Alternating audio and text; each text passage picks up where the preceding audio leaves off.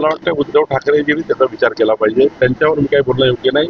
त्यांनी त्यांच्या स्थानाचा विचार त्यांनी स्वतः करायचा आहे. मी त्यांचं स्थान ठरवून काय होणार. त्यांनी तुमच्याकडे स्थान मागितलं तर राजकारणामध्ये काही कोणी परमनंट मित्र नाही, कोणी परमनंट मित्र नसून कोणी परमनंट दुश्मन नसतो. ते समाजाच्या शेवटच्या माणसाच्या विकासाकरता जेव्हा जेव्हा ज्या बाबी येतात त्या बाबी आपण समोर नेतो.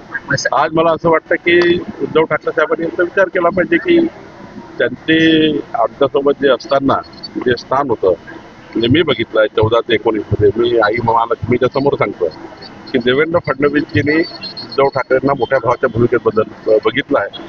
14 ते 19चा अभ्यास जो मी मला आहे, 5 वर्ष मंत्रिमंडळात मी होतो.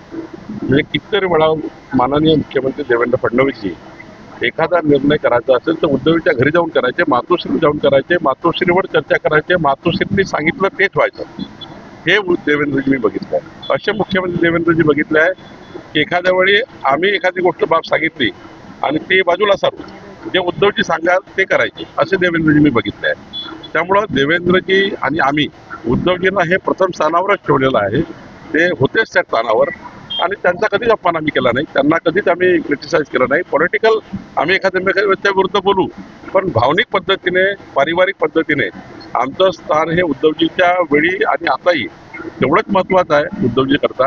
आणि उद्धवजींना देवेंद्रजींनी मोठ्या भावाच्या भूमिकेतच आतापर्यंत त्यांची भूमिका ठेवली. म्हणजे त्यांच्या प्रस्तावावर सकारात्मक जर आला तर सकारात्मक आहे. आज तो माझा पॉलिटिकल, आज माझा तो इथे काही सांगण्याचा विषय नाही, पण मी भूमिका सांगितली की भारतीय जनता पार्टी म्हणून किंवा देवेंद्र फडणवीसजी म्हणून जे मला माहिती आहे, आईच्या साक्षीने मी सांगतो की देवेंद्रजींनी उद्धवजींना मोठ्या भावाच्या भूमिकेत बघितलं.